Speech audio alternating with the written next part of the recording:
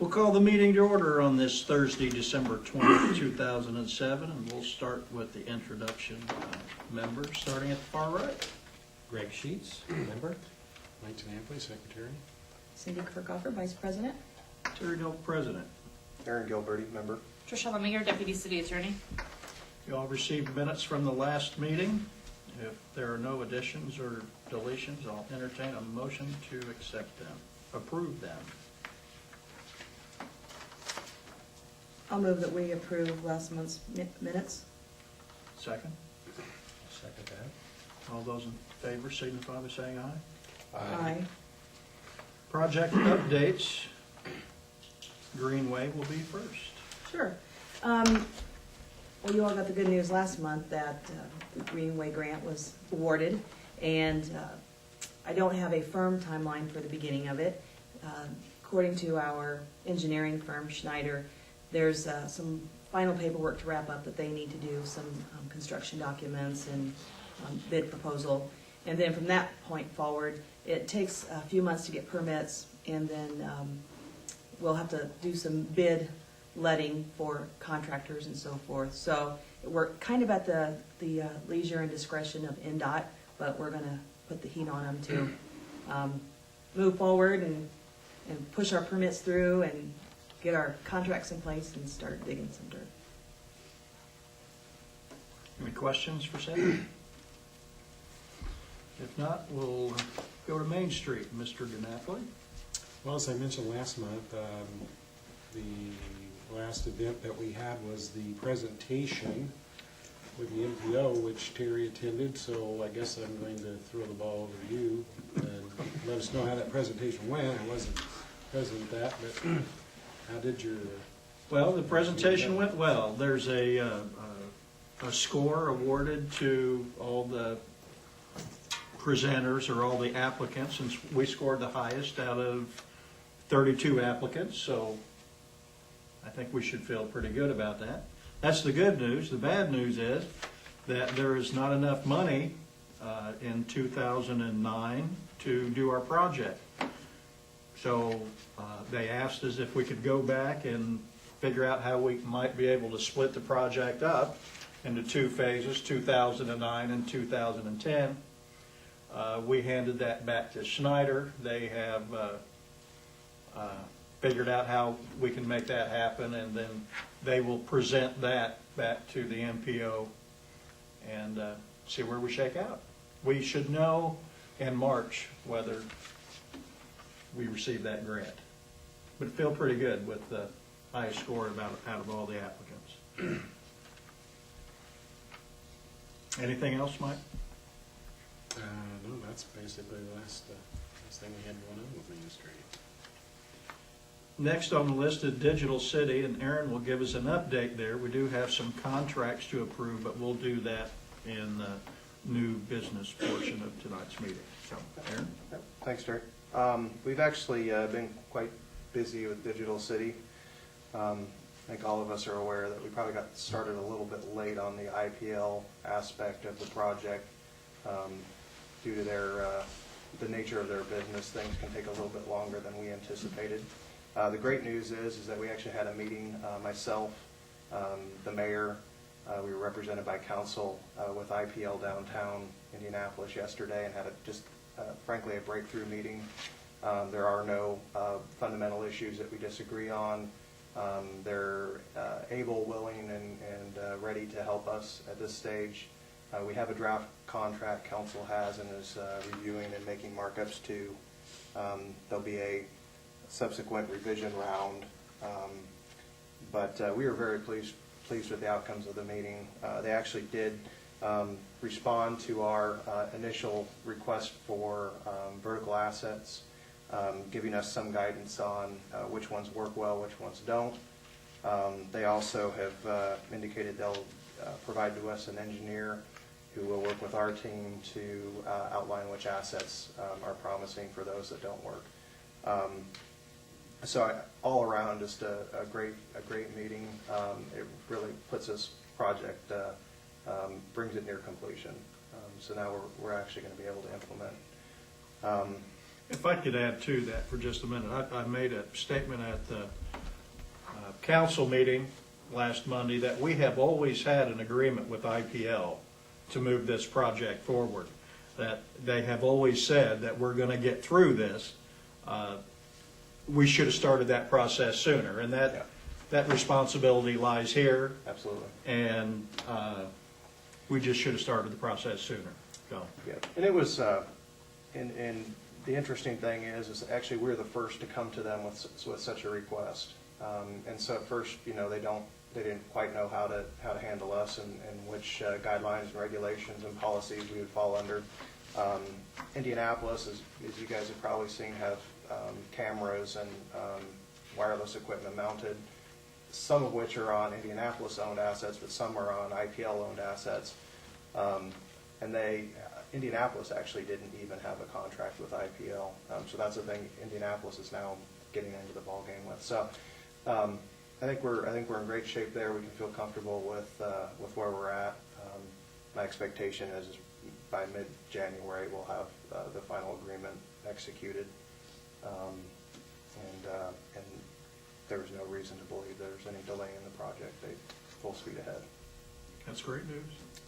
On the marketing side, we've been active in identifying what the communication strategy is going to be for the public access portion of the network. As we've talked about before, there are essentially two overlapping mesh networks. One is a licensed spectrum, 4.9 gigahertz for the public safety use, and then the other is the 2.4 gigahertz spectrum for public access. And both those are contained within the same mounted node on the light poles, for example. So I'm going to really be focused in from here on out, as will the mayor, on getting the infrastructure in place, which some of that's already taken place on city-owned assets. But I'll really be focusing in on the marketing and making sure that we're able to provide the service to the citizens of the city. I think that's it. Any got questions? No questions for Aaron? Well, that's it for project updates. There's no old business, so we'll go right into new business, and we'll listen to the contracts. We have three proposals. We have a total of 4 proposals, 3 of which are service-oriented and 1 of which is product-oriented. So I'll get the product one out of the way here. These are all related to Digital City. They're all within the budget that we've established for this project. As you know, we've purchased the nodes, the equipment that's going to go up on all the light poles. What we didn't purchase, and we decided to wait on until we knew exactly what the network was going to look like, was the network equipment. And so we've looked at the various options. We had 3 options on the table. They all had risks and benefits, and we've opted for network equipment that will remain here in Beech Grove. That network equipment will be primarily Cisco type switching equipment, routing equipment. For the project, it's the quote we have is $39,550. The guidance I gave to them actually was to, wherever possible, they added certified, gently used equipment, so that we didn't have to pay a premium price for gear that's frankly a commodity. Right. So just want you guys to know we've thought a little bit about, okay, how can we save money wherever possible. This really was the best way. So to give a little bit of wiggle room, I would make a motion to, and this is actually this is with Unplugged Cities. I think this is the vendor this is going through. Yeah. I'll make the motion that we approve the equipment purchase to vendor Unplugged Cities in an amount not to exceed $45,000 for network routing and switching equipment. I have a motion, is there a second? I'll second. Discussion? Have we already have a contract that addresses that and sets forth pricing? Or is that, I mean, are we gonna be getting a contractor? Have we already signed one with, because I remember Unplugged Cities. There's two agreements with, this is the product, this is frankly just, we needed network equipment, and they were the ones that were able to get it for us at the best price. The other Unplugged Cities one I'll bring up here in a minute. Okay. That's service-oriented operation of the network. None of these contracts have been executed. Tricia and I have been working through them. Some of them are simple, one's simple, two maybe, and then the rest, there's the Unplugged City Services one, because of its scope, has been more difficult to go through, so we've been working on that. So all of the, just to supplement what Aaron's saying, is that all of the contracts are still undergoing legal review. We're still in negotiations. So your approval tonight would be an approval subject to information on final legal finalization of the contract. But you could also authorize the president to execute those once that's been completed. But the That was my contracts question. they are not in final form at this point.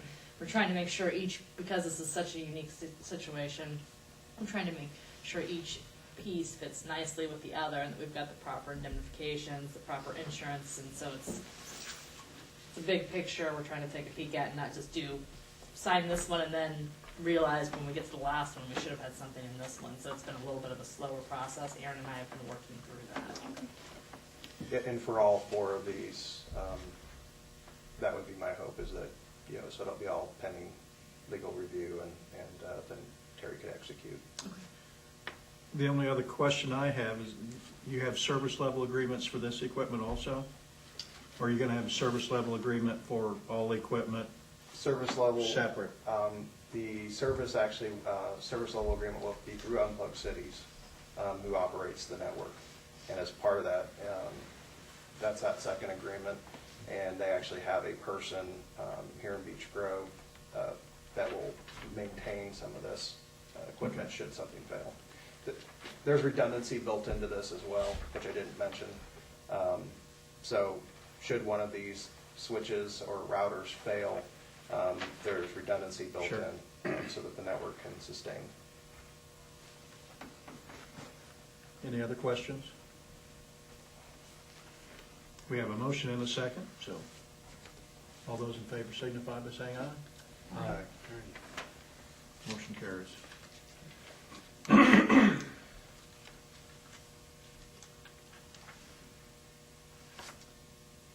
The next one, and just to put into context, we're building the wireless network, and in order to be able to tap into something, we need an access point into the internet. So this is the access point. This is the fiber backbone into the internet that will give us the access for the bandwidth. This contract, or this proposal, is through Supernova Technologies.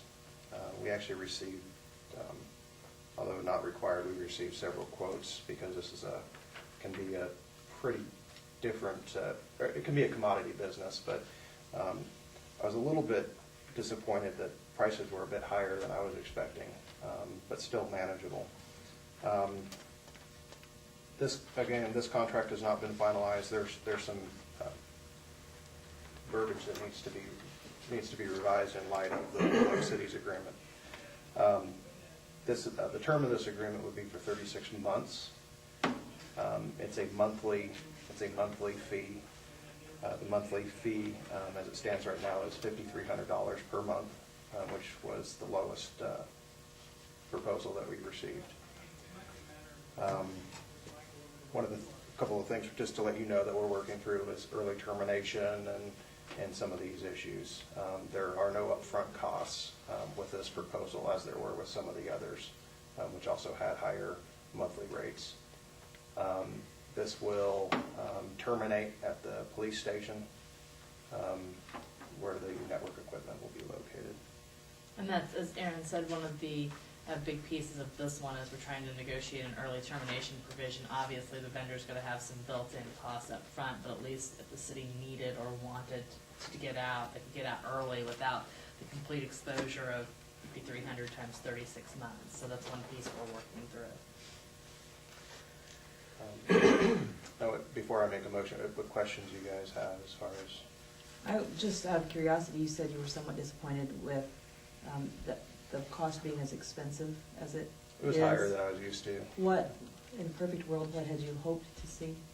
I just kinda- Usually, well, in California, a few years ago, it was less than 4,000 for a similar service. But again, we're in a different market, so it's kind of comparing apples and Okay. oranges. Our budget, certainly, we're well below our budget.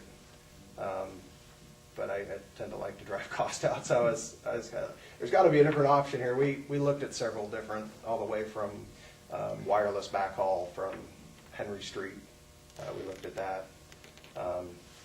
We may end up doing that at some point in the future, just from a redundancy standpoint, but from an economic standpoint, it doesn't get you ahead. Is the rate based on bandwidth? It is. It's a 100 meg circuit. We're getting 50 megs dedicated, burstable to 100. So. And we feel confident, or not we, you feel confident that, because I don't know. You feel confident that that's, The experts say that'll be plenty to start. okay. And it should be, all this is based on adoption. There could be a time where we're going to need to get more bandwidth, and we'll have the ability to do that through this agreement. Like I said, it's burstable to 100. If we wanted 100 dedicated, we could do that as well. It would cost more. So. Well, we have a motion on the floor. We need a second. I'll second. I make a motion. We didn't- He made a motion Oh, you did? when he started, I believe. Didn't you? Not exactly, but it's Oh, I'm sorry. I thought he did. I'm sorry, Dad. No, Mr. Chairman, I don't think. Okay, you- we'll you start said over. before Would I you like to make put it. that motion on the floor, Aaron? I move that we, contingent upon final legal approval, we move forward with the contract for Supernova Technologies for the fiber for the Digital City project. I will second. Any more discussion? If not, all those in favor signify by saying aye. Aye. Motion carries. Aaron? Man, I've been waiting for a long time to. Yes, you have.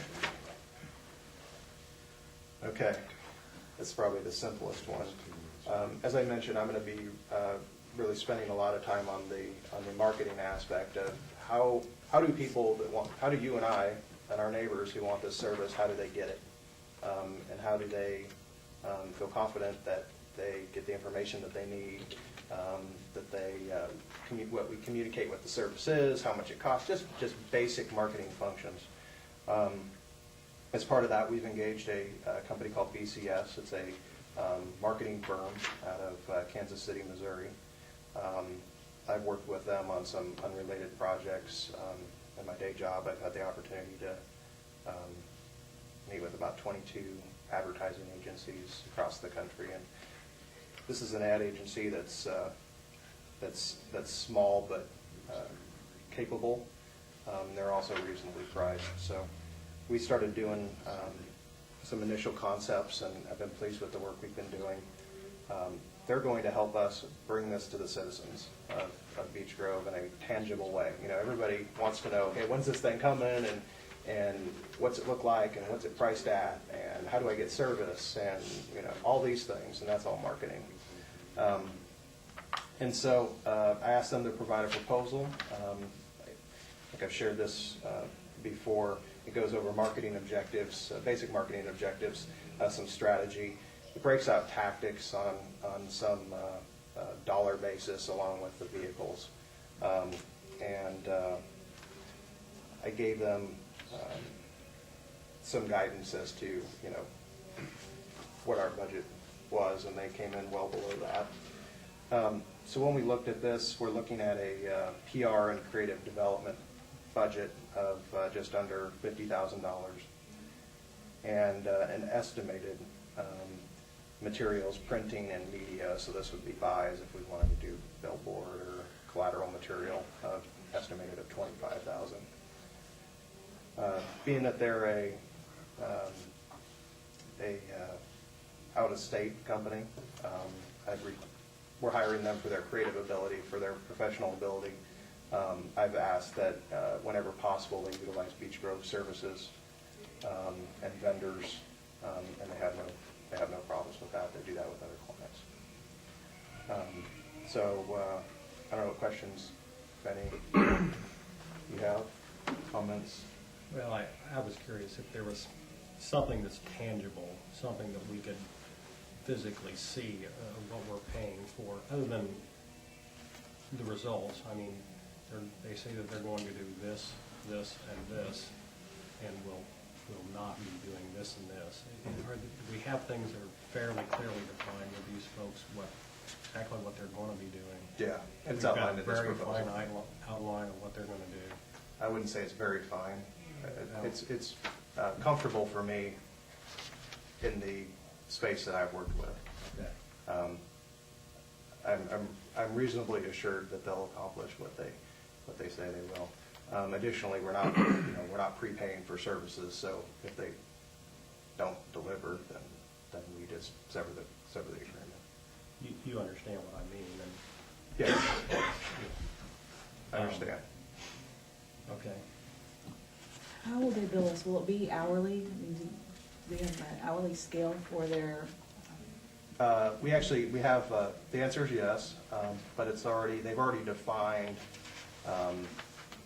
yes, by project, what are you gonna do? So they've actually broken out per activity what the budget's going to be. And so for some of those things, there's gonna be a copywriter involved, there'll be a designer involved, there'll be an account person involved, so maybe a PR person. So what they do is they bring all that together and they use the budget for that item as a guideline. And so if we said an hour, it would be a blended rate depending on what the services were. Well, the 50,000 is, say, a guaranteed max. I guess what I mean to say is that they're, the initial work that they do has a terrific effect, and we have great results, and we're getting exactly what we need, or maybe even for what we're spending, better than we need right away. Do we have a termination for convenience or something like that, or is it $50,000 and that's it? The answer to that is we would be able to terminate. In practicality, we're going to be moving pretty quickly. So I suspect 2 months from now, we're going to be pretty much done on most everything that we need to do. At least all the big dollars are going to be spent by then. It's just going to be print and that sort of. Does that make sense? Yeah. So I mean, if we didn't get what we needed, we'd know. They have a deliverable. They have a deliverable, and now we have certainty around the IPL situation, and so that is now the impetus for we need to, we actually have, an opportunity here to go. That's, my other question was going to be, do we have kind of a timeline of what we're thinking as far as them completing their task? And Yes. And you already And answered that. we've actually, I've already started some of those activities with them because frankly, if we waited till now to start, we would be way behind. We're going to be a little behind now. But it's going to take about 13 weeks to go from beginning of our engagement to when things are ready to print, if we're talking about printing. So, we've shaved off a couple of weeks. We're going to lose a week here for the holidays. So will you have a committee for branding? How are you going to do that, I guess? I have a philosophy on branding that some people enjoy and some people don't. Are we going to enjoy it? Here, and I'll do whatever you prefer. From my perspective, and this is the asked-from process, the way we started with branding is we actually created a brand map for Digital City. And we said, these are the things that we want, when Digital City is communicated, when people think about Digital City, this is what they feel, this is what they think of. So we started there. And that's actually now driving selection of the name, because Digital City's been used as the overall comprehensive name for a number of initiatives, this being one of them. And so we're actually going to select the name for the commercial side, for that public access side of the service. That's being driven by the brand map. Where it becomes interesting as well, selecting names. A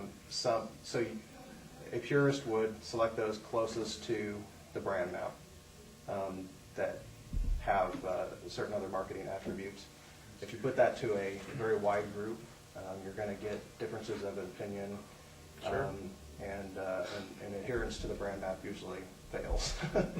So my suggestion would be that myself, the agency, the mayor, and another representative from the RDC would participate in making some of those calls. That would be my. Otherwise, you spin your wheels. Sure. So that would be my recommendation. It's up to you guys. Well, I'd say if we had someone, another person that's a technological person would be Mike DiNapoli. So Mhm. we'd give you Mike as that other person. Okay. Any more questions for Aaron on marketing? We'll entertain a motion. I move that we accept and enter into an agreement pending final legal review with BCS Communications for an amount not to exceed, let's say, $80,000. We have a motion. Is there a second? I'll second, but I have a question. Discussion, go ahead. Yes, discussion. Just a point of clarification, you said not to exceed 80, Yeah. but we talked about 50 and 25. Why do we need to 75. build, I'm sorry, yes, 75 altogether. Yeah, why do we need to build in the wiggle room? Do we? I'm only doing it from the materials and printing standpoint. Okay. I'm always trying to drive costs out of these things. Some of these pieces haven't been graded, so I don't know what their printing costs are going to be, but It could be far less than that, Yeah, depending on how much material you print I've out. added the same thing with the network equipment. I added some dollars in not to exceed, only because I don't want to have to come back to the board if we're over by a little bit for approval. Okay. I can revise it if necessary. No, I didn't know if 50,000 and 25,000 were hard numbers, but it sounds like That's the proposal. that's a proposal. All right. Any other discussion? All those in favor signify by saying, or did you do a second? I did. All those in favor signify by saying aye. Aye. Motion carries. Last one, biggest one. As we've discussed from the inception of this project, none of us and nobody in the city of Beech Grove nor the city of Beech Grove wanted to or have the capability and capacity to operate this network. We needed a professional organization, a business who would operate this network on behalf of the city of Beech Grove. Unplugged Cities, they were awarded as part of the bid process. They're the ones we've been working with. I've been very impressed with their diligence in keeping things moving wherever they can, and they've been a valued partner. So they're going to be the ones that operate this thing to make sure once everything's built that it operates and that it works. They'll have, as part of this services agreement, in addition to billing and offering network administration responsibilities, they'll also have responsibility for technical support locally. They'll have a contracted individual who will be here in Beech Grove that will service this account solely. So as mentioned, there's two networks, the public safety and the public access. They're going to operate both of them. To give a little insight onto the sort of the negotiation process and where we started and where we ended up, we began with a completely variable rate on a per subscriber basis. That was, in my opinion, pretty high. And so what it did is, if you looked at our operational break even, it made it pretty unsustainable. If we got numbers that were anywhere outside our prediction. So we went back to Unplugged Cities, and what we asked is if, understanding that their goal was to minimize their risk and ours was also to minimize ours, if we could have a blend between a fixed monthly fee and a variable rate, a lower variable rate. And so they agreed to that, and after some negotiation, we arrived at some numbers that worked much better in the model. The way it's broken out in the agreement is that the fixed fee is attributed to the public safety access part of the network, which is an amount of $5,000 per month, and the public access portion is the variable rate, whereas the first to 1,000th subscriber, we will pay the Unplugged City $7.25 per user, and then it's tiered down after that. $7.25 annually, monthly? Monthly, yep. So that's for billing, Sure. technical support, all that. They'll also handle the package fulfillment. So when you or I goes online, signs up, calls, signs up, we're gonna need some equipment. So they're gonna be the ones that handle sending the packages and making sure that they get to where they need to go quickly. The goal is to have this as a first-rate service, and so that people aren't waiting around for a week for their equipment when they sign up. They should have it within 2 days. So we'll see how that looks, but it tiers all the way down. If you had 3,000 subscribers, it'd be $4.50 per subscriber for those over 3,000. So that was a much more I'd say attractive way of doing it from my standpoint. It was a better way to, I think, ensure that the project has a better chance of being break even sooner. So.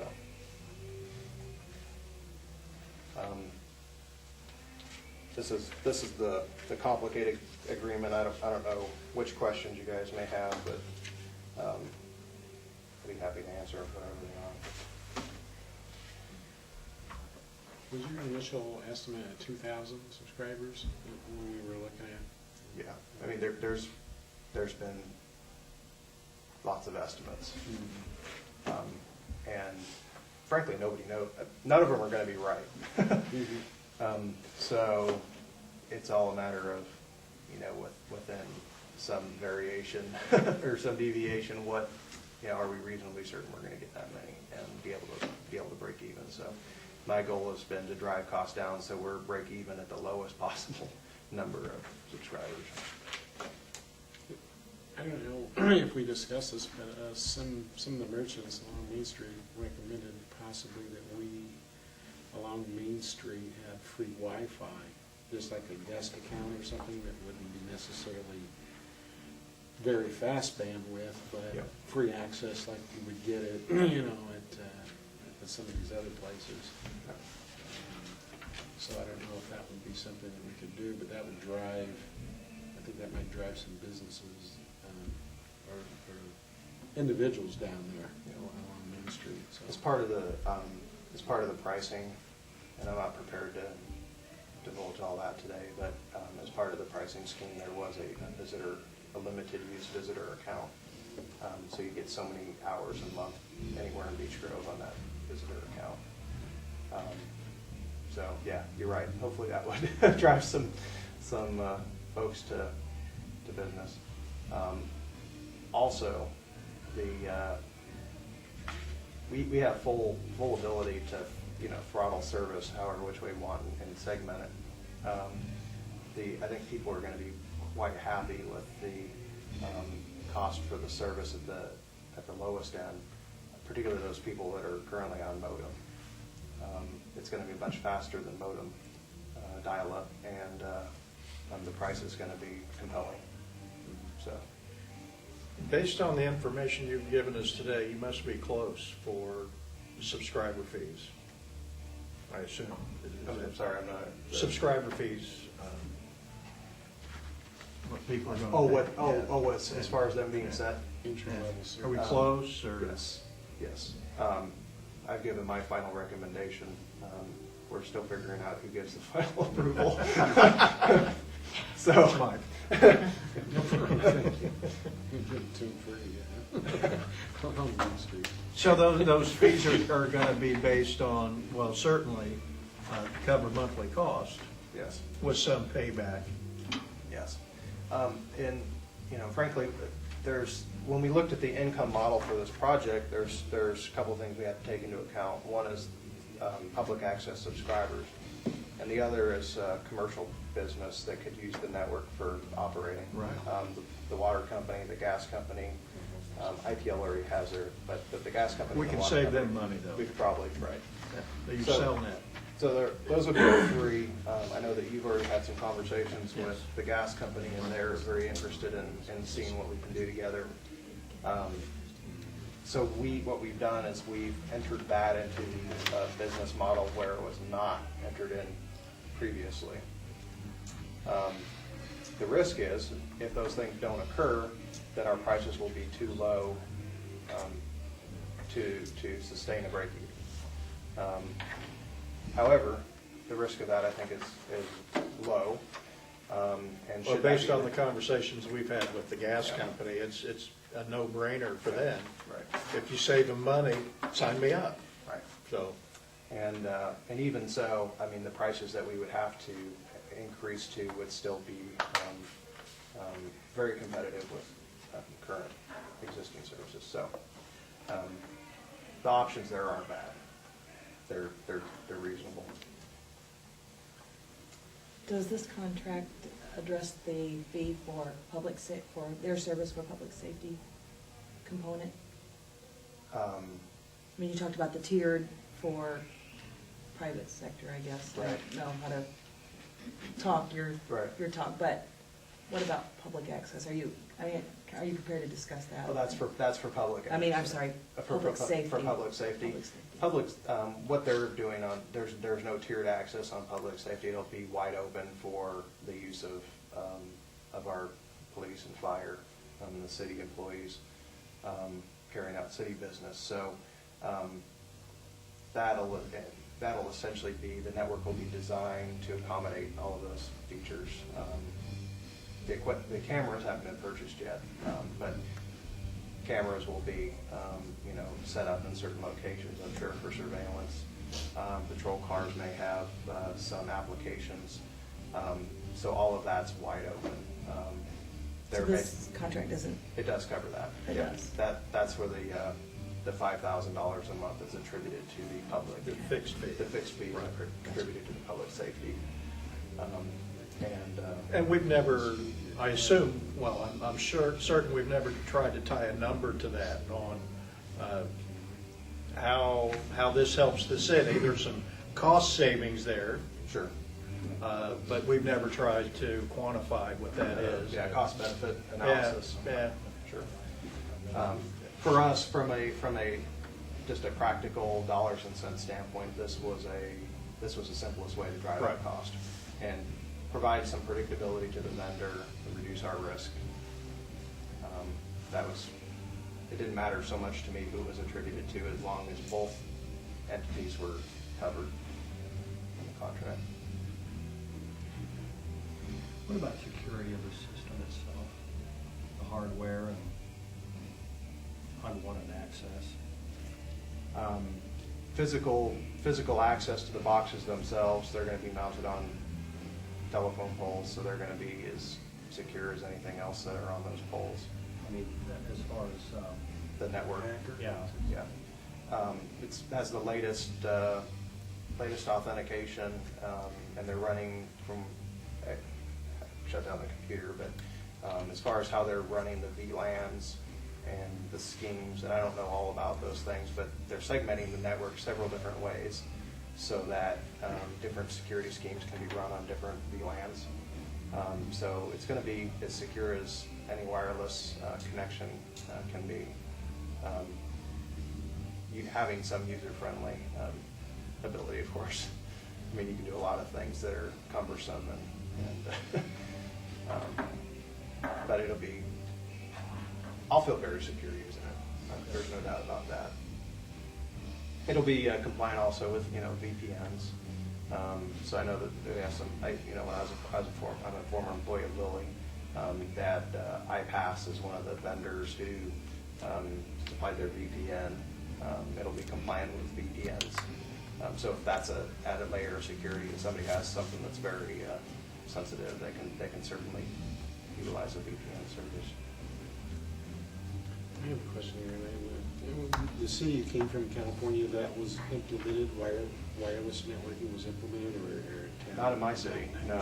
Surrounding cities. surrounding cities? Was there a public safety network involved in those? Not with those, no. It was public access that was driving all of that initially. They had other systems that they utilized for public safety. Now, did you visit some cities that actually had that wireless public safety networks? When I was in, Utilizing, or yeah. was it North Carolina, or were you in North Carolina or something? Well, in Columbia, South Carolina, they've been talking about it forever. And I visited with some of the officials there when I lived in Georgia. That still hasn't happened. They've gotten to the edge of campus. That's about as far as they've got. One of the networks that I saw was in Phoenix, near Phoenix, Arizona, and Chandler, Arizona, and Gilbert.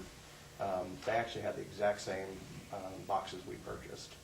I don't know if you recall, they're good, different sizes of the boxes. Motorola probably had the smallest size box, and the one we picked, it was more future-proof. I wouldn't say ever future-proof, but future-resistant. But it was also much larger because it accommodated several different radios. I was a little concerned about the size. So when I was in visiting Arizona, visiting my father, I actually went and saw some of those mounted and was relieved that, yeah, they look okay sitting up on a pole. They utilized the public safety feature of it. And, from what I could hear from people, they thought it was good. I mean, it's hard to say, the regular citizen thought it was a good thing. But beyond that, I mean, you could see them deployed. That was about it. Were any of those cities enforcing speed limits with that technology? Possibly actually, handing out a ticket, or is that across? Oh, that's been done. San Mateo, California. They've done it there. They've done it in Half Moon Bay, California. I visited there. Yeah, that's been done. There's been applications for mobile platforms. So today the camera's there, and tomorrow it's somewhere else. The police cars themselves, since this is a mesh network, the police cars themselves can be and will be mounted with their own radios. And so those actually extend the network. So as the car travels, it becomes another link. So if it's actually got a better signal than a fixed mounted asset, then it'll use that. Yeah, there's lots of applications. That's the one side of this project from a public safety standpoint that probably has the biggest opportunity now is dreaming up all of the applications, looking at best practices from other cities, what's worked, what hasn't. I don't think any of us wants to turn into a police state, police city, so I think we need to be mindful of how things are deployed so that it makes us not only a safe but attractive city. But yeah, there's lots of opportunity there. questions? I haven't kept a running tally, but I will assume that everything that you've given us so far is under our budget, or within our budget. And the IPL costs, we have those as well. Those will actually be will be less than our budget attributed for make ready on poles. So I was happy to see that. I wasn't expecting it. I was happy to see that. Well, I think that's good news. Stay under budget makes people happy. Any other questions? I'll entertain a motion. Move that we accept and move forward in agreement with Unplugged Cities for the service agreement pending final legal review and approval. Let's leave it at that. I have a motion. Is there a second? I'll second the motion. Any further discussion? All those in favor signify by saying aye. Aye. Motion carries. That's it. That's it. There is no other new business. You had the opportunity to review the claims, everyone except for Aaron.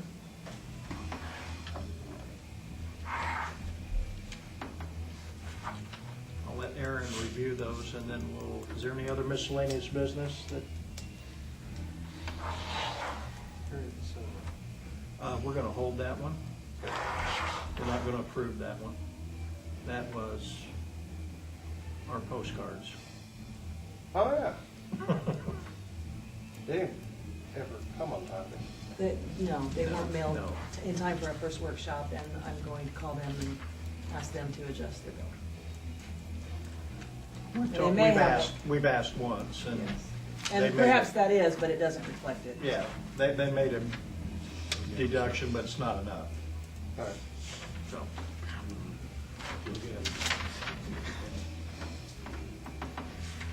Any comments from our visitors today?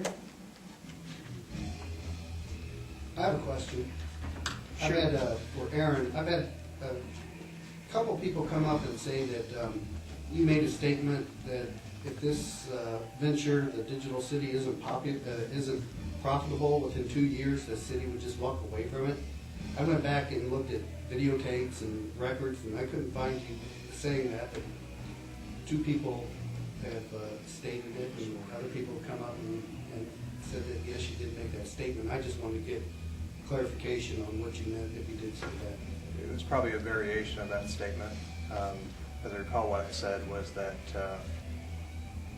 I believed, and I think the commission's guidance was that the digital city project needed to be sustainable, stand on its own 2 feet without considerable subsidy within 2 years. And should it not be, that we would need to look at it and see what needed to be adjusted at that point. I mean, I think that's a reasonable thing for anybody to do in business Well, or I in agree, government.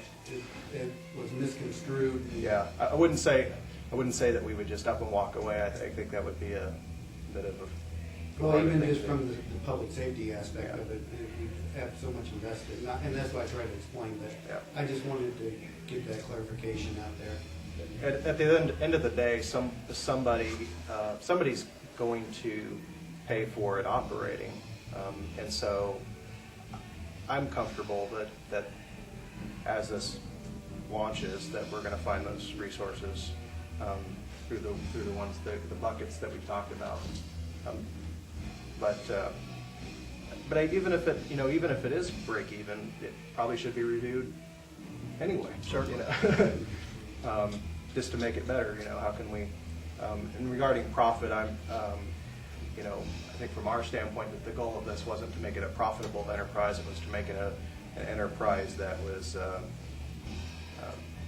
resource for the citizens, whether that's for public safety or public access, that in some way benefited the city. So, Thanks. but-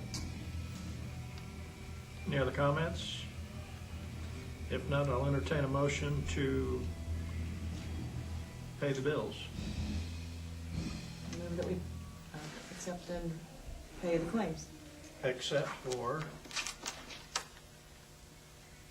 invoice number 1229? Yes, and I've adjusted the total on the claim docket. So basically, do we need to disapprove that, or if we pull that out of the docket, we've adjusted that we really are basically saying it doesn't exist, right? Right. Okay.